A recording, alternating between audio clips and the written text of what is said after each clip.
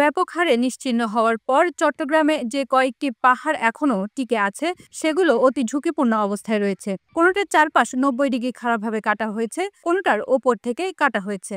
এভাবে পাহাড় কাটায় ধীরে ধীরে নষ্ট হচ্ছে চট্টগ্রামের পরিবেশের ভারসাম্য, ভেঙে পড়েছে বাস্তুসংস্থান। তবে এই কাজ কোনো ব্যক্তি বা প্রতিষ্ঠান একা করছে না, সম্মিলিতভাবে কাটা হচ্ছে পাহাড়।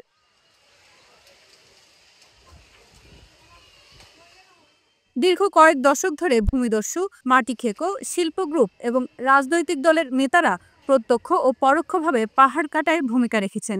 এক্ষেত্রে পরিবেশ অধিদপ্তর, চট্টগ্রাম উন্নয়ন কর্তৃপক্ষ সিডিএ, চট্টগ্রাম সিটি কর্পোরেশন, জেলা প্রশাসন সহ সরকারি সংস্থাগুলো নীরব দর্শকের ভূমিকা পালন করেছে। এসব সংস্থা কোথাও কোথাও নিজেরাই পাহাড় কেটেছে বলেও অভিযোগ রয়েছে, অর্থাৎ রক্ষক হয়েছেন ভক্ষক।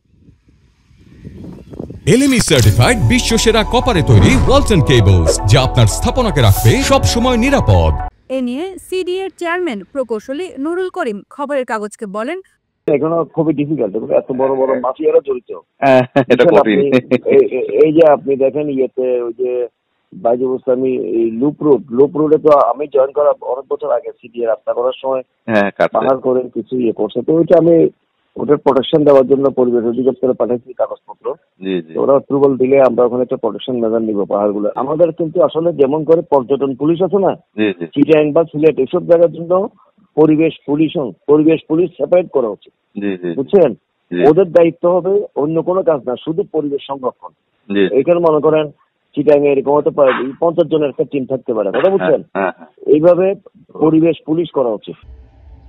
অন্যদিকে পাহাড় ব্যবস্থাপনা কমিটির ভারপ্রাপ্ত সদস্য সচিব ও চট্টগ্রামের অতিরিক্ত জেলা প্রশাসক মোহাম্মদ কামরুজ্জামান খবরের কাগজকে বলেন, আপনার পরিবেশ সুরক্ষায় পাহাড় কাটা সহ পরিবেশকে যারা বিপন্ন করে যে কোনো ধরনের এই অন্যায় কর্মকাণ্ডের বিরুদ্ধে জেলা প্রশাসন সোচ্চার আছে, অভিযান পরিচালিত হচ্ছে নিয়মিত, এবং আপনার সুনির্দিষ্ট যে অভিযোগের কথা বলছেন সেটার ব্যাপারে আমরা সংশ্লিষ্ট অ্যাসিলেন্ট এবং নির্বাহী ম্যাজিস্ট্রেটদেরকে আমরা অভিযান পরিচালনা করার জন্য বলে দিব।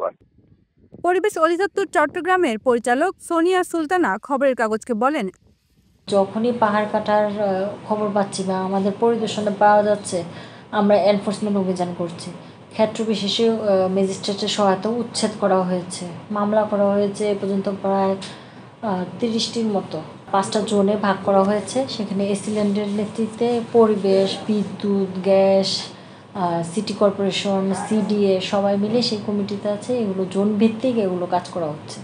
যখনই খবর পাওয়া যাচ্ছে জোনেও এসিল্যান্ডকে অবহিত করে তাদের কাছ থেকে আমরা জমি জমা খতিয়ান নিয়ে মালিকানা সম্পর্কিত তথ্য নিয়ে মামলাগুলো করছি বা অভিযান পরিচালনা করছি। পরিবেশ পুলিশ যদি আমাদের একটা অংশ থাকতো, যেমন রাত বিরেতে আসে, রাত 12টা 1টার সময় আসে, আমাদের অফিসাররা কিন্তু যায়, জীবনের ঝুঁকি নিয়ে যায়। যেটা আপনি বললেন যে এরকম দেখা গেছে যে বাইজিতে বা ইয়েতে এরা রাত 11টা বৃষ্টির মধ্যে যায়, তখন হয়তো আমরা সংশ্লিষ্ট থানার সাথে যোগাযোগ করি বা এসিল্যান্ডকে জানায় আমাদের অফিসাররা যায়। জীবনের ঝুঁকি নিয়ে কিন্তু তারা কাজ করছে এখনো। এ বিষয়ে পরিবেশ, বন ও জলবায়ু পরিবর্তন মন্ত্রণালয়ের উপদেষ্টা সৈয়দা রেজওয়ানা হাসান খবরের কাগজকে বলেন, চট্টগ্রামের পাহাড়গুলো একবার নিশ্চিহ্ন হয়ে গেলে তা আর ফিরিয়ে আনা সম্ভব হবে না, যা অন্যগুলোর ক্ষেত্রে সম্ভব। সম্প্রতি আমরা দেশের সব পাহাড়, টিলার দাগ খতিয়ান অনলাইনে এনেছি। তিনি আরও বলেন, ইতিমধ্যে বিভাগীয় পাহাড় ব্যবস্থাপনা কমিটির মাধ্যমে জেলা প্রশাসনের তত্ত্বাবধানে ভূমি সার্কেল ভিত্তিক পাহাড় সুরক্ষার জোন কমিটি করা হয়েছে। তিনি আশা করেন সবার সম্মিলিত প্রচেষ্টায় চট্টগ্রাম সহ সারা দেশের পাহাড়গুলো সুরক্ষিত থাকবে।